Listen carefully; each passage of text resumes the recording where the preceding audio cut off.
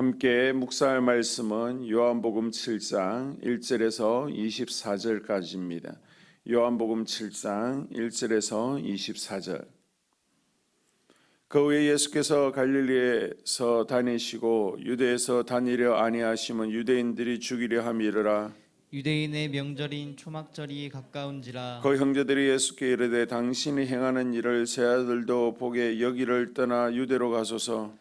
스스로 나타나기를 구하면서 묻혀서 일하는 사람이 없나니 이 일을 행하려 하거든 자신을 세상에 나타내소서 하니, 이는 그 형제들까지도 예수를 믿지 아니함이르라. 예수께서 이르시되 내 때는 아직 이르지 아니하였거니와 너희 때는 늘 준비되어 있느니라. 세상이 너희를 미워하지 아니하되 나를 미워하나니 이는 내가 세상의 일들을 악하다고 증언함이라. 너희는 명절에 올라가라. 내 때가 아직 차지 못하였으니 나는 이 명절에 아직 올라가지 아니하노라. 이 말씀을 하시고 갈릴리에 머물러 계시니라. 그 형제들이 명절에 올라간 후에 자기도 올라가시되 나타내지 않고 은밀히 가시니라. 명절 중에 유대인들이 예수를 찾으면서 그가 어디 있느냐 하고 예수에 대하여 무리 중에서 수군거림이 많아 어떤 사람은 좋은 사람이라 하며 어떤 사람은 아니라 무리를 미혹한다 하나, 그러나 유대인들을 두려워함으로 드러나게 그에 대하여 말하는 자가 없더라. 이미 명절의 중간이 되어 예수께서 성전에 올라가사 가르치시니 유대인들이 놀랍게 여기 이르되 이 사람은 배우지 아니하였거늘 어떻게 그를 아느냐 하니, 예수께서 대답하여 이르시되 내 교훈은 내 것이 아니요 나를 보내신 이의 것이니라. 사람이 하나님 뜻을 행하려 하면 이 교훈이 하나님께로부터 왔는지 내가 스스로 말함인지 알리라. 스스로 말하는 자는 자기 영광만 구하되 보내신 이의 영광을 구하는 자는 참되니 그 속에 불의가 없느니라. 모세가 너희에게 율법을 주지 아니하였느니 너희 중에 율법을 지키는 자가 없도다. 너희가 어찌하여 나를 죽이려 하느냐. 무리가 대답하되 당신은 귀신이 들렸도다. 누가 당신을 죽이려 하나이까. 예수께서 대답하여 이르시되 내가 한 가지 일을 행하며 너희가 다 이로 말미암아 이상히 여기는도다. 모세가 너희에게 할례를 행하였으니 그러나 할례는 모세에게서 난 것이 아니요 조상들에게서 난 것이라. 그러므로 너희가 안식일에도 사람에게 할례를 행하느냐. 모세의 율법을 범하지 아니하려고 사람이 안식일에도 할례를 받는 일이 있거든 내가 안식일에 사람의 전신을 건전하게 한 것으로 너희가 내게 노여워하느냐. 외모로 판단하지 말고 공의롭게 판단하라 하시니라. 아멘. 7장 1절에서 9절까지를 보게 되면 예수님께서 육신의 형제들로부터 조차도 불신당하고 있는 것을 설명하고 있습니다. 예수님께서 육신의 형제들이 예수님께 만약 예수 네가 메시아라면 이제 사람들이 많이 모이는 초막절에 예루살렘으로 가서 기적을 통해서 메시아임을 세상에 드러내라라고 말합니다. 즉 죽은 자도 살려보고 또 오병이어와 같은 표적과 증거를 많은 사람들 앞에서 나타내라고 빈정거린 것입니다. 형제들은 예수님을 하나님의 아들 또 메시아 그리스도로 믿지 않으면서도 기적을 통해서 대중의 인기를 얻고 정치적인 메시아로 인정받게 되기를 원했습니다. 이에 대해 예수님께서는 자신의 때가 아직 이르지 않았다고 말씀하시면서 엄밀하게 예루살렘으로 올라가셨습니다. 예수님께서는 가족과 또 이웃들에게 무시와 외면을 받으면서까지 우리를 위해서 구원의 길을 열어가셨습니다.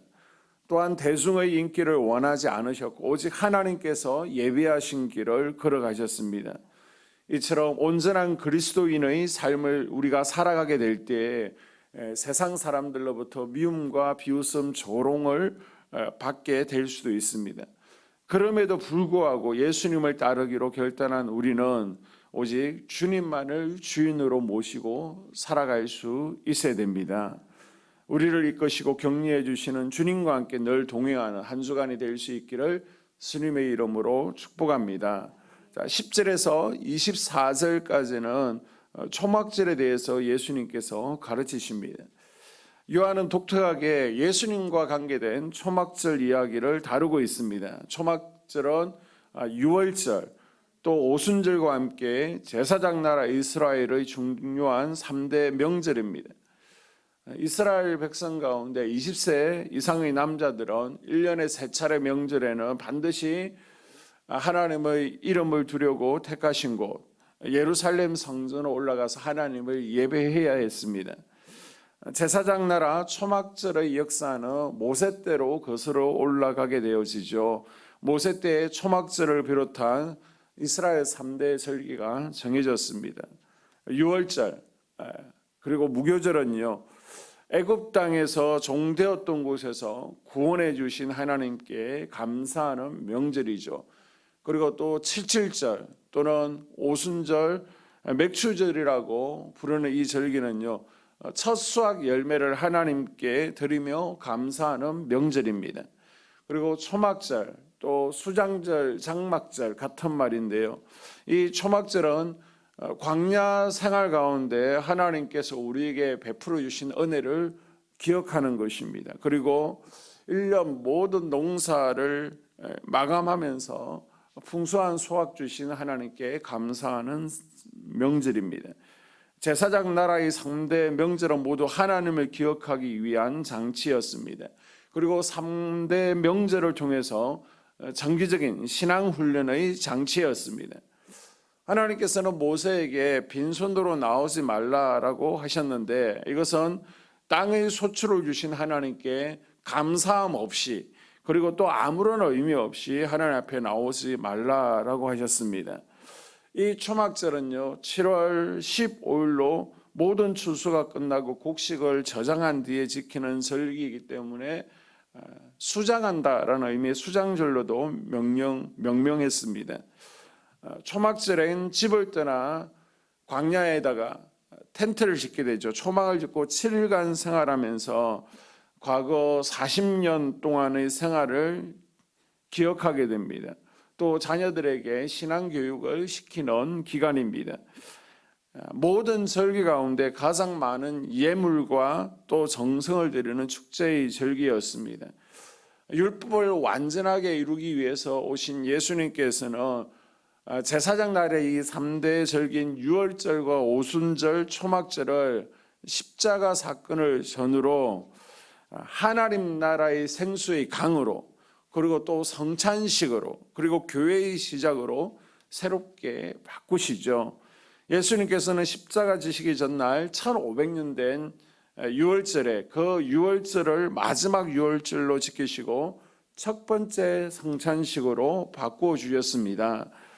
또한 예수님께서는 십자가에서 고난당하시고 부활 성천하신 후에 오순절에 마가다락방에 성령을 임하게 하심으로 예수님을 믿는 성도들이 성전이 되는 교회의 시작으로 성령님의 오심으로 오순절을 바꾸셨습니다. 예수님께서는 제사장 나라 1500년 된 초막절 명절을 생수의 강으로 새롭게 바꾸시죠. 그래서 초막절 끝날 예수님의 생수의 강 선언은 마치 예수님께서 안식일의 주인으로 선언하신 것과 같은 일이었습니다. 예수님께서는 이 초막절 기간 동안은요 이적을 베푸시지 않습니다. 치유를 하시지 않습니다. 14절에 보게 되면 오직 가르치시기만 전념하셨습니다. 당시 유대인들은 주로 이제 아람어를 쓰게 되죠. 그 당시 국제어였습니다. 히브리어로 된 구약 성경은 사내들린 공회원들 정도나 읽고 쓸 수가 있었습니다. 그런데 평범한 백성이었던 예수님께서 구약 성경을 읽습니다. 또 백성들에게 가르치십니다. 그러자 15절에 보게 되면 유대인이라고 기록된 사내들린 공회 사람들은요 예수님의 가르침을 듣고 내심 놀랄 수밖에 없었습니다. 예수님의 가르침에 놀란 유대인들에게 예수님께서는 내 교훈은 내 것이 아니라 나를 보내신 분의 것이다 라고 16절에 말씀하시죠. 그러나 사내들린 공회원은 예수님의 말씀에 아멘 하지 않고요 예수님이 귀신 들렸다, 예수님의 말씀을 전혀 들으려고 하지 않습니다. 오히려 죽이려고 합니다. 한 예로 예수님께서 안식일에 38년 된 병자를 고치시자 사내들린 공의 공회원들은요 이것을 두고 시비하면서 예수님을 죽이려고 한 것이 18절과 19절에 설명되어 있습니다.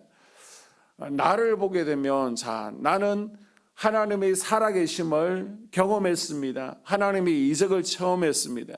하나님께서 말씀하십니다. 이때 하나님의 역사하심과 말씀 앞에 나는 아멘으로 받아들이고 있는 사람입니까? 아니면 산에 들린 공회원들처럼 한 귀로 듣고 한 귀로 흘려버리거나 아니면 그 말씀을 거부하고 대적하는 사람은 아닌지 점검해보는 한 주가 될 수 있기를 주님의 이름으로 당부를 드립니다.